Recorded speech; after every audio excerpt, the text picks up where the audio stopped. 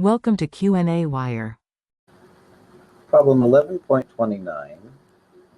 So we have an art installation where we have an aluminum sphere. It's being hung from a steel wire that's a ½ meter long and has 2.5 times 10 to the negative third centimeters squared cross-sectional area. The mass of our aluminum sphere here is 6 kilograms, and we're going to call its wire and this 1. And from that, we have the same length and diameter of steel wire that's supporting a brass cube that has a mass of 10 kilograms. And so first we want to find the tensile strain in both wires, and then the elongation in both wires.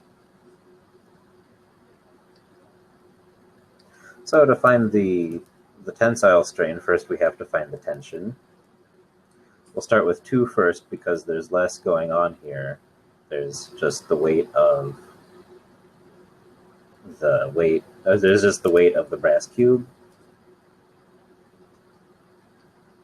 So T2 equals M2G. And so this is 98 newtons. So here we have basically just the weights of both of these things. The weight of this is transmitted through tension. We already found tension number 2, so that's convenient. And we know that, so then we know that T1 minus T2 minus M1G equals 0. These are both derived from the equilibrium conditions. So just adding these two things to both sides and then plugging in the numbers, we find that the tension in wire 1 is 157 newtons. And you would expect it to be higher because it's supporting more weight. So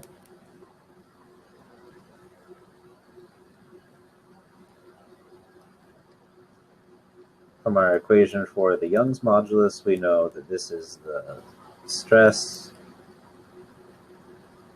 divided by the strain. Sigma is the symbol used for stress, and epsilon is used for strain. And so the strain in wire 1 is going to be, and so then this is going to be the stress in wire 1 divided by its Young modulus. And so this is 157 newtons. The stress is the force divided by the area.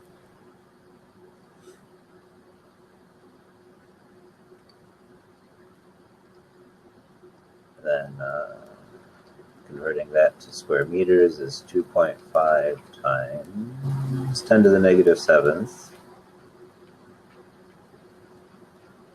meters squared, and then the Young's modulus of steel is 200 gigapascals, or 2 times 10 to the 11th.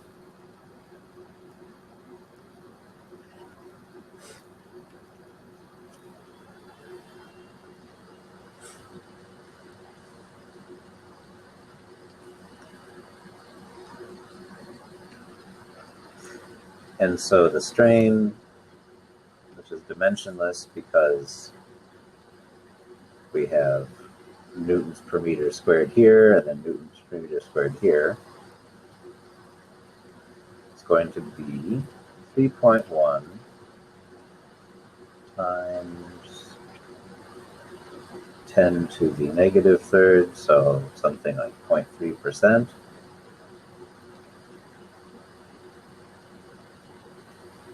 Strain 2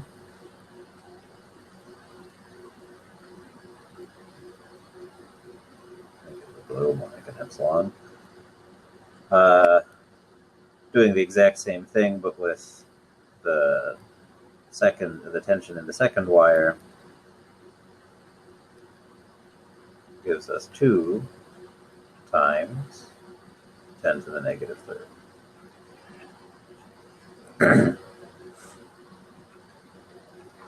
Now B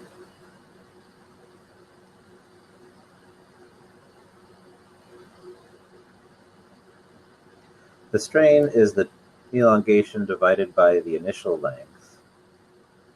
We want to know the elongation.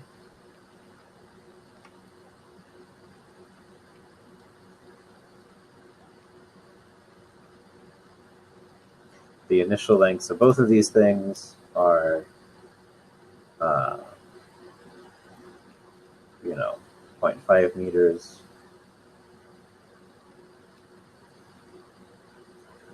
So for the upper wire number 1, you get 1.6 millimeters. And for the lower wire number 2, you get 1.0 millimeters. And so this all makes sense, like we said when we were computing the tensions, because this is supporting more forces, more due to the weights of these things than this one is, which was only supporting the brass cube.